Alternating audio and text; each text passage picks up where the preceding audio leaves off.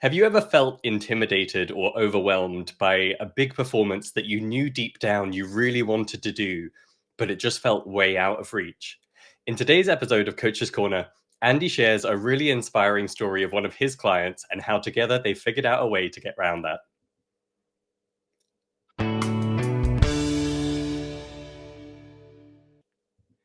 So we have a great episode of Coach's Corner for you today. It's actually one where Andrew is hosting. I was absent that week. I think I was traveling. And so Andrew thankfully stepped in to host the episode.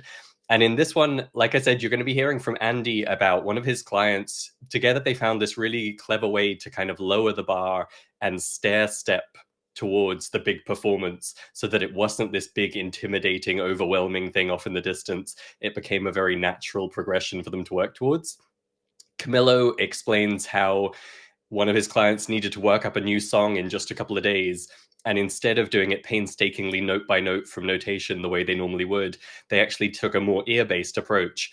And this ties in really nicely with what we talked about in a recent episode on becoming a rock solid performer, how you don't just want to get your ability up to scratch. You also want to think about being resilient and being robust so that if anything doesn't go quite as expected, you're able to handle that. And Camilo's approach here was a perfect example. And Andrew shares how he took ideas from one of our recent guest experts, Jeremy Mossman, who specializes in body-based voice. And he used that to help one of his clients tap into their body's innate wisdom about music. And last but not least, Zach unpacks all of these surprising benefits of focusing on rhythm, from musical memory to singing to confidence and even to physical health. All that and more in today's episode of Coach's Corner. Here we go. Hello and welcome back to another episode of Coach's Corner, where I'm Andrew Bishko, head educator at Musical U, and I'm sitting in for our founder, Christopher Sutton. I'm also the head coach at the Next Level program, so I get to do a dual role today. But anyway, this is the time where we get to hang out with our Next Level coaches and ask them to share some valuable nuggets from their recent coaching, things that can help you in your musical life. I'm joined today by Andy Portas and Camilo Suarez. Welcome. Andy, do you have a nugget to share for us today? I have indeed got a nugget, yeah. And I would like also to say what great fun it is to be working with our clients, and a great honor in kind of helping them reach their goals. And that's what I want to talk about. One of my clients today who had the goal, a 6 months goal of playing at an open mic. Now, bearing in mind, she's never really played in public before, only in the Next Level open mic. The fear of the thoughts of doing this was really quite overwhelming for her. So what we did was we kind of talked about how she could lower the bar, and we brainstormed some ideas, and she came up with kind of videoing herself, making audio recordings, playing for a partner, close family and things like that. So that being done, we kind of put that in the order of what's going to be the easiest to do first, what's going to be the most comfortable, and kind of build up to this open mic she wanted to do, which is actually in her nearest city. So that was kind of upping the fear stakes a little bit for her as well. So once we got that all in order, she decided to kind of put dates on the various stages and got that planned up and ready. She then decided on 3 or 4 songs she was going to do for this. And once we kind of got all this in place, it started feeling rather exciting for her rather than something to be kind of feared, which was wonderful to kind of see that happening. And now she's started working through the plan, and she's done the first few stages and things are going wonderfully well. She's using her practice space to kind of describe how the performance went. And she's able to kind of self-criticize the bits that needed kind of looking at and work on those bits and improve them. So it's been wonderful to kind of see that in action. She's done really well. That's beautiful, Andy. I'm so happy you were there to guide her through that. And it's wonderful that you as an experienced performer and having been through so much of this yourself could be there for her. And it's also awesome that she's chosen this. A lot of our clients who come in they have no idea that they even want to perform. But it's amazing how many of them wind up being performers because it's really part of what it means to be a musician. Indeed, yeah, yeah. Yeah. With those that aren't so keen on that, I tend to try and edge them towards something like that because without the performance, you know, Absolutely. Excellent. Beautiful. All right, Camilo, what do you have to share with us today? I had a client this week who had this challenge that was learning a song on the fly, playing a performance in 2 or 3 days' time. So he said that in the past, when he learned a song, he felt very comfortable and secure if he learned the song note by note as it appears on the recording. Since we have only a couple of days, we discussed how convenient would that be because many things can change. If you learn a song that way, you might feel secure, but you also need other players in the group to play exactly the same as in the recording. Now, what happens if someone goes off and plays in a different key or decides to play different types of accompaniment?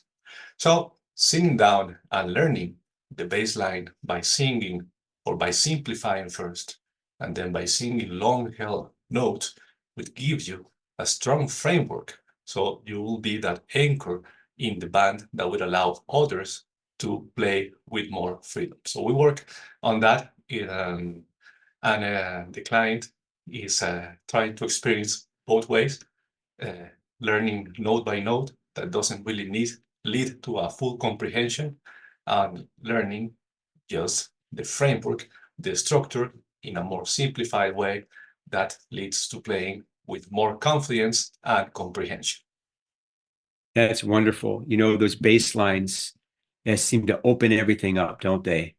And when you focus on the bass line, it's like everything in between the bass line and the melody suddenly comes into relief. I've seen that happen with our clients too. Um, Wonderful, really beautiful. Well, I'm going to switch sides here and give from host to coach. And I had a wonderful experience this week with new information from our guest coach. We had as our guest coach Jeremy Ryan Mossman, who is uh, a vocal expert and part of the founder of Body Based Voice. And he was talking about using the body's intelligence. And I've been thinking about that and how that just opens up a huge amount of neurology for us to make music with when we're seeing our bodies as not things that we're trying to control and direct, but as these complex adaptive systems that have the wisdom and that already know how to do some of the things that we want to do. And so I tried this with one of my clients. He was talking about what a terrible ear he had. He was working in jazz and he had to do all these half steps. And he was saying he was trying to sing them and it was so difficult. He was having such a difficult time singing them. And he thought it was because of his ear. There was something wrong with his ear and he would have to do all kinds of training. So I said, stop. First of all, he was doing these chromatic exercises called enclosures, where you approach a note from a half step above or a half step below, and then you zero in on the note. And he was trying to assimilate this by singing them, and he found a hard time singing them. So I asked him to sing it. And then I said, wait a second. Now, instead of just singing it, imagine audiate it, listen to it in your mind. Okay. Which is something we've used a lot in Next Level, right? We talked about audiation. And he did so, and he did a little better. And then I took a cue from Jeremy. I said, let's activate that body-based self-regulating adaptive system. I don't know the vocabulary precisely, but let's activate all of that. And so I said, now imagine yourself singing it with a twang. All right. So the twang added a bit of humor. He lightened up. And imagine yourself singing it with a twang. And so I said, no, don't go right ahead and sing it. And he took some time visualizing himself. And by doing so, he was activating his body. His body was responding to his thoughts, saying, how do I make this sound? And then we said, okay, now turn on the voice. And he did it, and he nailed it. There's nothing wrong with this guy's ears. He's hearing what he wants to play. It just was a difficulty in accessing his body's wisdom in order to produce these sounds. And he was, of course, thrilled about it, and was really happy to see that, like so much of coaching really is helping people access what they already have inside. And here was a really beautiful and direct way of doing that through singing and through the body-based wisdom. Oh, and welcome to you, Zach. What was your nugget this week? Yeah, so recently in a coaching meeting, had a really, this was so cool, this breakthrough that happened from focusing on rhythm. It really unlocked the power of when you just focus in on rhythm. And my client, she's a singer, and she likes to do sight reading and read from scores, and she's trying to memorize pieces. And she was also trying to work on her pitch too, but we had her focus on rhythm for it was 3 months. She was just doing rhythm syllables. She was doing rhythm walking. She was focused on doing rhythms with different expressions, just really focusing in on rhythm. And she said that doing that has elevated her in all areas of her musicality. And one really surprising one was her musical memory. So when she was trying to recall melodies, she found that if she focused on the rhythm and she could get the rhythm, then the pitches would also come. She also found that her breath support for singing was improved because her brain was no longer worried about where the notes were falling, and she wasn't rushing or dragging or pulling things around, trying to work her brain to figure out the rhythm. So her breath support was better, and her vocal expression, her confidence is better. She said she used to be in the choir, looking around at other people, trying to follow them for rhythms and movements. And now she's really confident. Sometimes she's the one that people look for. And she said that rhythm has also helped, which is I love this one too. It's improved her mobility. She had some knee troubles, and so she's been going to a physiotherapist and doing walking. And so during her physiotherapy and her walking, she was also adding on rhythm exercises. And so she said that has helped her improve her walking. Her actual just normal day-to-day mobility has improved from focusing in on rhythm. I think that's so cool. And she says that she can look at sheet music now, and it speaks to her, and she can understand what's happening in the sheet music. And then she says she can speak back to the sheet music. And it's so cool. And now her goals have expanded. When she first started Next Level, her goals were, they kind of sound like some goals she might think someone else might want her to do. But the last time she talked about her goals, she wants to be Ella Fitzgerald and her all combined into one person. And she believes that she can work on this vocal improv. She didn't think she could do vocal improv before. But now that she's been focusing on rhythm and just doing kind of different expressions and playing around with the rhythm, she's like, oh, I think I can do this vocal improv thing and maybe even do some of this high-level jazz scat singing vocal improv. So goals expanded, musical memory increased, pitching, breath support, confidence. It was crazy. All areas of musicality and even life were improved from her just focusing in on rhythm really deeply for about 3 months. So, so it's pretty awesome. Great. It's so awesome to be with you guys for another Coach's Corner. I'm looking forward to the return of Christopher and hosting this episode or next episode, and we'll see you next time.